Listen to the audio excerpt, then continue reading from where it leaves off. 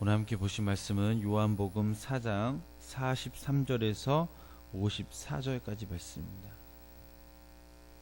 요한복음 4장 43절에서 54절까지 말씀, 우리 다 같이 한 목소리로 함께 합독하시겠습니다. 이틀이 지남에 예수께서 거기를 떠나 갈릴리로 가시며 친히 증언하시기를 선지자가 고향에서는 높임을 받지 못한다 하시고 갈릴리에 이르심에 갈릴리인들이 그를 영접하니 이는 자기들도 명절에 갔다가 예수께서 명절 중 예루살렘에서 하신 모든 일을 보았음이더라. 예수께서 다시 전에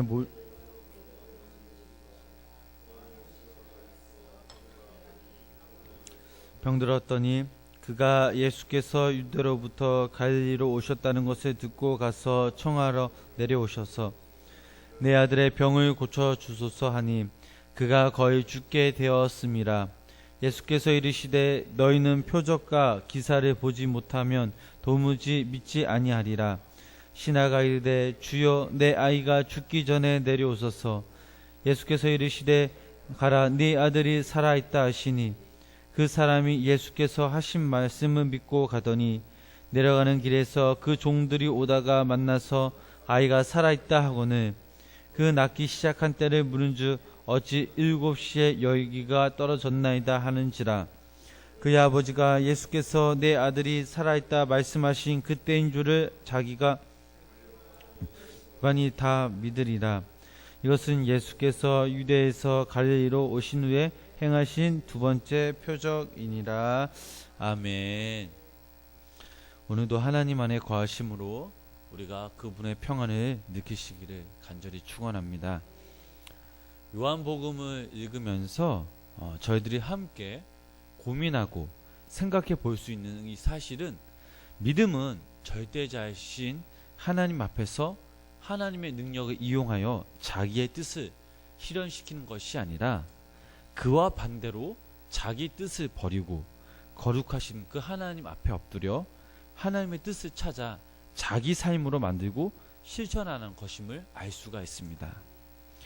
절대적으로 필요한 것은 자기 부인과 자기 포기가 반드시 포함되어야 된다는 사실입니다. 자기 부인과 자기 포기가 없다면 거듭날 수도 변화될 수도 없기 때문입니다.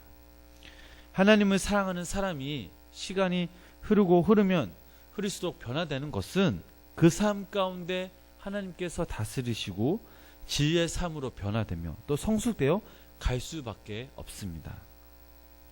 우리의 삶을 주님께 의탁한다고 할 때 그것이 삶의 일부가 되어서는 안 됩니다. 내가 하나님 은혜 가운데 있다라고 고백할 때 그것이 삶의 한 부분으로 국한되어서는 안 됩니다. 언제나 우리의 모습, 우리의 삶 전체가 하나님의 중심, 목적이어야 하고 그 삶이 하나님의 은혜 속에 있음을 믿고 깨달을 때 더욱더 변화될 수 있습니다. 슬프고 힘들 때만, 또 병에 걸렸을 때만 주님을 찾는 것이 아니라 기쁘고 또 감사가 넘칠 때에도 그것이 하나님의 은혜를 깨달으며 그것을 받아들이는 자세가 참으로 중요합니다. 저희가 요한복음을 읽으면서 두 인물에 대해 살펴보았습니다. 한 명은 니고데모요, 또 다른 한 명은 사마리아 여인이었습니다. 이 한 명은 유대인이었고 또 다른 한 명은 유대인들에게 사람 취급조차 받지 못하는 그 사마리아 여인이었습니다. 한 명은 율법에 충실한 산헤드린 소속의 의원이었고 다른 한 명은 그 사연을 알 수가 없지만 남편을 5번 바뀌었고 지금도 남편이 아닌 다른 남자와 같이 사는 여인이었습니다. 그런데 이들이 예수님을 만난 후 그들은 변하였습니다. 니고데모의 그 반응은 자세히 나와 있지는 않지만 이 사마리아 여인은 물동이를 버려둔 채 그동안 자신을 외면했던 그 사람들 속으로 뛰어들어갔습니다. 자신이 만난 예수님, 그동안 진정한 갈증이 무엇인지를 그들에게 가르쳐 주신 그 예수님을 전했습니다. 사마리아 여인의 증거로 인해 놀랍게도 많은 그 사마리아 사람을 믿음의 길로 인도하는 통로가 되었습니다. 하나님께서 지금 저희들에게 원하시는 것이 있다면 저희를 하나님을 향한 그 우리의 삶을 당신께 맡기며 또 당신이 우리의 삶 가운데 중심이 되어 우리를 인도하길 원하고 계신다는 사실입니다. 이제 본문으로 한번 들어가 보도록 하겠습니다. 예수님은 사마리아 사람들을 강청을 받아들여 이틀간 그들과 함께 거하면서 말씀을 나누셨습니다. 이제 그들의 한호를 뒤로하고 갈릴리 가나로 향하셨습니다.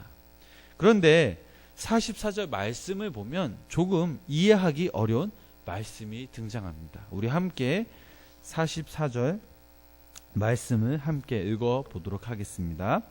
친히 증언하시기를 선지자가 고향에서는 높임을 받지 못한다 하시고 아멘. 예수님은 자신을 스스로 선지자로 부르고 계십니다. 여기에는 아무런 문제가 없습니다. 왜냐하면 그 당시 사람들이 기대했던 그 메시아는 바로 선지자적 인물이었기 때문입니다. 예수님이 이렇게 말씀하신 것은 자신의 숙명은 결코 환영받지 못하는 존재로 사는 것이라는 그 사실을 알고 계셨습니다. 진정한 고향인 그 하늘 아버지의 보좌 우편에 가실 때까지 이 땅에서 배척받는 그 존재로 살도록 부르심을 받으셨습니다. 그렇다면 예수님이 사마리아의 그 한 대를 뒤로하고 고향 갈릴리로 가신 이유가 무엇입니까? 배척과 거절이라는 그 자신의 숙명을 수용하기 위해서 가신 것입니다. 외면과 거절이 기다릴지라도 그들에게 복음을 전해야 했기 때문에 가신 것입니다. 그런데 그 다음 말씀을 보면 갈릴리 사람들의 반응이 저희들을 조금 헷갈리게 합니다. 우리 45절, 46절 말씀입니다. 갈릴리에 이르심에 갈릴리인들이 명절에 갔다가 예수께서 명절 중 예루살렘에서 하신 모든 일을 보았음이더라. 예수께서 다시 갈릴리 가나에 이르시니 전에 물로 포도주를 만드신 곳이라. 왕의 신하가 있어 그의 아들이 가버나움에서 병들었더니 아멘. 예수님이 갈릴리 마을에 도착하시자 많은 사람들이 예수님을 알아봅니다. 절기 때 예수님이 예루살렘에서 그 하신 일들을 목격했던 그 사람들이었습니다. 예수님은 우리가 알지 못하는 많은 기적과 병 고치는 일들을 예루살렘에서 행하셨는지 모릅니다.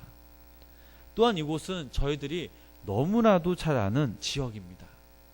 예수님께서 처음으로 표적을 행하신 곳, 즉 물로 포도주를 만드셨던 그 동네입니다. 저희들이 한 가지 더 생각해 볼 것은 겉으로는 갈릴리 사람들이 예수님을 영접하고 환영한 것처럼 보이지만 실상 예수님 당신은 그렇게 보시지 않으셨다라는 것입니다.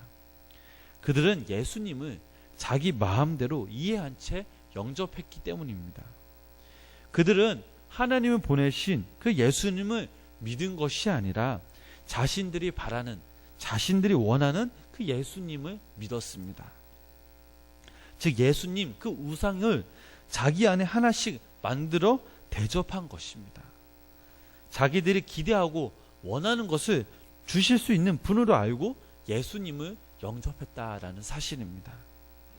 이때 예수님이 가나안에 임하셨다는 소문이 나기 무섭게 왕의 신하 한 사람이 예수님을 만나기 위해 가나까지 찾아왔습니다. 우리 47절 말씀을 함께 읽어보시겠습니다. 그가 예수께서 다는 것을 듣고 가서 청하되 내려오셔서 내 아들의 병을 고쳐주소서 하니 그가 거의 죽게 되었음이로다. 아멘. 병으로 인해 죽어가고 있는 자기 아들을 살리기 위해 예수님께 찾아온 것입니다.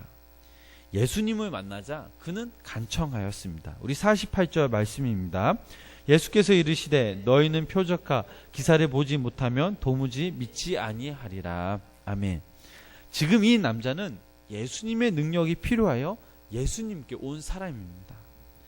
예수님이 아니시고는 세상 그 누구도 자기 자식을 고칠 수 없음을 믿었기에 자기의 체면을 모두 다 내려놓고 예수님께 간청하였습니다. 참 대단한 믿음이자 칭찬받을 만한 믿음입니다. 그러나 예수님은 그를 가르쳐 이렇게 말씀하셨습니다. 너희는 표적과 기사를 보지 못하면 도무지 믿지 않는다라고 말씀하셨습니다. 예수님께서 이 말씀하신 것을 요약하자면 그의 믿음은 온전한 믿음이 아니라는 사실입니다. 이 신하는 자신의 아들을 살리기 위해 예수님의 믿음으로 먼 길을 달려왔지만 왜 예수님께서는 도리어 그 믿음을 꾸짖으셨을까요? 자식이 죽어가는 그 상황을 통해 하나님께서 무엇을 요구하시는지, 또 그 상황 속에서 자신의 삶이 어떻게 변화되어야 하는지 생각하지도 또 생각해 보려도 하지 않았기 때문입니다. 자기 스스로는 변화될 마음이 추호도 없으면서 단지 예수님을 변화시켜 자신의 목적을 이루려 하기 때문이었습니다. 이것이 그의 믿음이지만 주님이 보시기에는 너무나 하찮은 믿음이었기에 꾸짖으셨던 것입니다.